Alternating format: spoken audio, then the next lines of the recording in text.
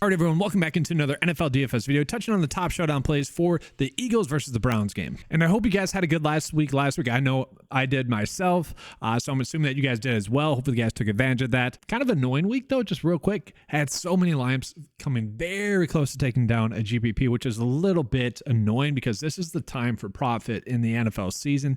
Really need to be taking advantage of it. So annoying that I wasn't able to take down a main slate GPP. That being said, my golden rule is never be mad about profit, especially really good profit that we had in week one of the preseason. Hopefully that continues into week two. We're going to start that off with looking at the Thursday night football game that we have between the Browns and the Eagles. And the nice thing about this week or about this game is that we already have some news on the quarterback situation. We know that DTR, one of our favorite plays from the Hall of Fame game, is going to be starting. Okay, we know that Dobbs and Watson are out. The question is, we have seen a lot of these younger quarterbacks get the news that they're going to play a lot, and they actually play a majority of the game, playing a full half and then a couple of series in the other half, whether that be the first half or the second half. So I am kind of assuming that DTR is going to start. He's going to play the first half, and then he's probably going to play a little bit into the third quarter. That is my take on the news that has come out. And then Kellen Mond will finish up the game. Now, Kellen Mond did have probably his best game as a quarterback in the NFL in the fourth quarter last week. I want to mention that he also did look bad up until he didn't, I guess, if that makes sense. Like, he started to string together a couple of good plays. So logically speaking, though,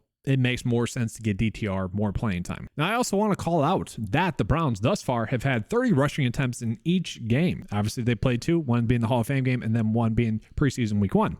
That is very nice. And then I also want to call out Austin Watkins Jr. He was someone that was impressive last week, and he's been someone that's been impressive thus far in the joint practices against the Eagles. Now, I do want to point out that when I was watching film, in case you guys don't know, I like to watch every single game, whether it be preseason or the regular season, just to see if anyone's standing out. What stood out to him is that he was a physical receiver. You see him push off right there. That is something that I saw in the film actually last week as well. That could have been called the OPI in this practice. Kind of what we saw from him last week as well. He's not exactly someone that's creating separation via his footwork, I would say. It's more the fact that he's more physical than a defender, which it can be great. Also a little bit more risk reward. I like to chase those receivers that are a little bit more of easy passing targets for quarterback. Now, in week one, Austin Watkins Jr. only had 2 targets, but he did have a touchdown in that game. Okay, and we can see the targets were actually pretty spread out. Actually, John Kelly got 5, and then one of their tight ends got 5 targets. So nothing too much there. And then last week, he ended up having a lot more targets.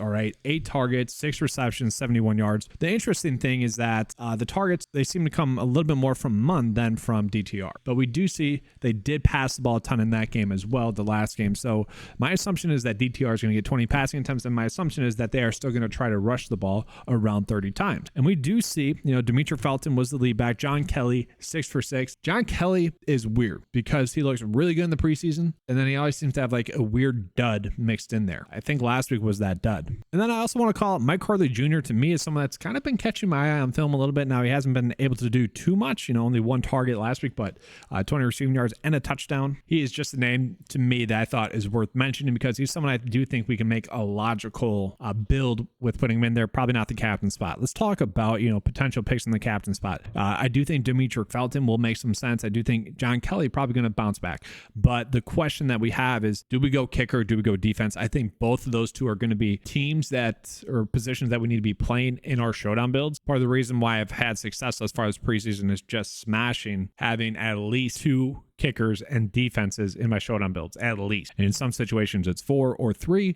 You're just setting yourself up for a nice base. So for me, for the Browns, in terms of the players that we want to be on, I do feel like it's pretty simple. The question is, where are we looking at in terms of like the captain spot? Okay, is it DTR, just assuming he's going to play that much? It could be. I think he's going to be a great play. We still have the rookie receiver Cedric Tillman, who has looked good enough when he's gotten the opportunities. I do think he's someone we could be playing. Other flex positions like Cade York we're playing, Browns we're playing, and then from there, like Demetric Felton, I do think has, looked really good.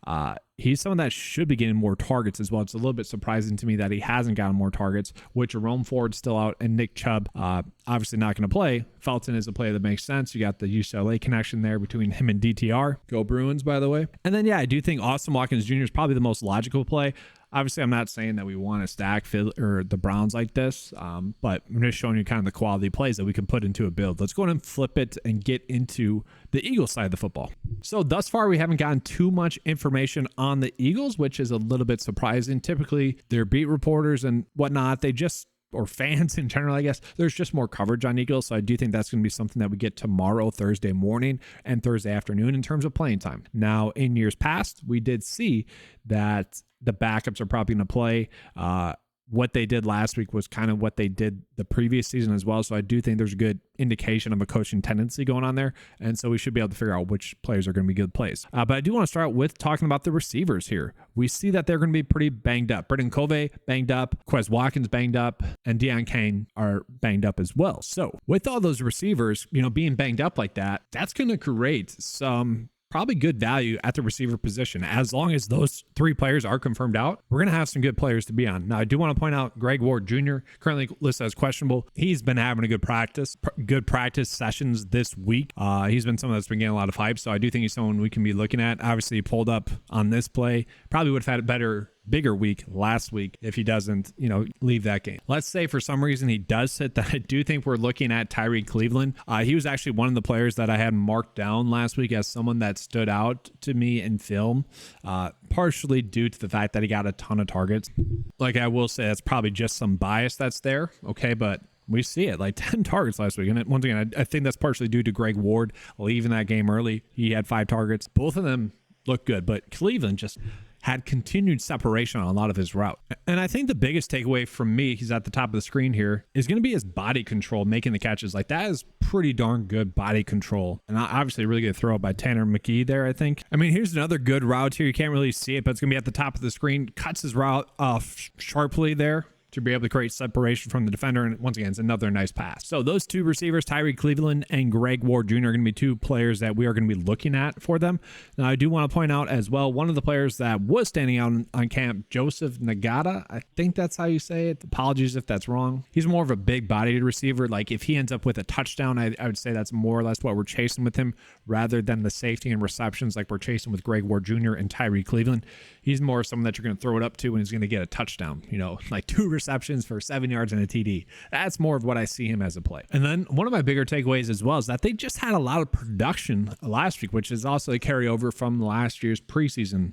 We see 34 rushing attempts and 35 passing attempts. Okay, so if we get news that maybe Tanner McKee again is going to be gaining a lot of playing time, he's someone that we can be looking at. Maybe a potential pivot off of a chalky DTR, although DTR has just looked impressive. DTR is weird, just real quick, a tangent. Like, he has been impressive in the sense that he hasn't had any like big wow plays, I would say. He's just been impressive in the fact that he hasn't made the quarterback position look difficult. I always dog on Baker Mayfield. Baker Mayfield makes the quarterback position look much more difficult than he is. He makes simple plays look difficult. DTR hasn't really done that, and that's where he's been impressed. But yeah, Tanner McKee looked good too as well last week. But to me, the takeaway at the running back position is probably still going to be a little bit of Rashad Penny, but I do think Trey Sermon is going to be the one that we're probably looking at the most. I could see him getting around 10 rushing attempts. Both those 2 had 9 rushing attempts last week, which is very interesting. Kenneth Gainwell was out in that game. We got to see if he's going to play in this game. Probably not. Swift, he's not someone you want to get a lot of work in the preseason. Also, you don't really want to get Penny that much work as well. So Sermon would probably be the one that we'd want to be on the most. But once again, probably the biggest plays that we want to be on are going to be the Eagles defense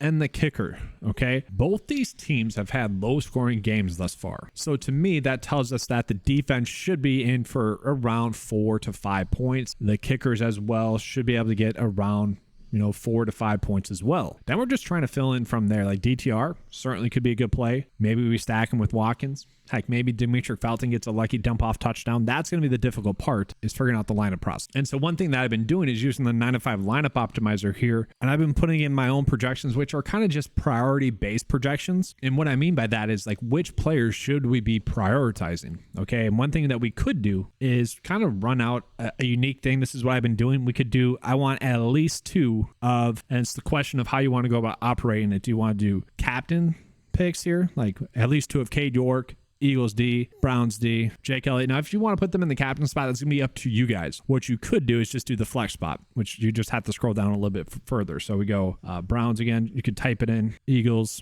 and then we go kicker, Jake Elliott, and then Cade York. That's pretty much ensuring me that we're going to have at least 2 of those players in each of our builds, because we know they are going to be good plays. And what I'd be probably more comfortable doing is looking at least one of those in my flex, and then we can kind of skew it a little bit more if we want to put them in the captain spot. Now, the projections, like they don't really matter as a whole. They're priority based projections. Like who do we want to prioritize being on? So that's what we're looking at here. This is kind of a sample build. If you guys want access to this lineup builder, it is available on the 9 to 5 website, included in the 9 to 5 membership. And just a reminder to everyone, there is a promo code going on the 9 to 5 website. So the membership is $10 a month. If you use the promo code and you guys are a new member, you get 50% off your first month. Use the promo code playoffs because it's the golf playoffs right now. I'm a big fantasy golf guy. Take advantage of that. You get access to this, something that's already yielded me a bunch of top 10 finishes in preseason. Hopefully again this week, you guys can get access to that as well. But that's going to be all for today's video. Hope you guys enjoyed it. Let's have a good showdown. And as always, let's keep cashing.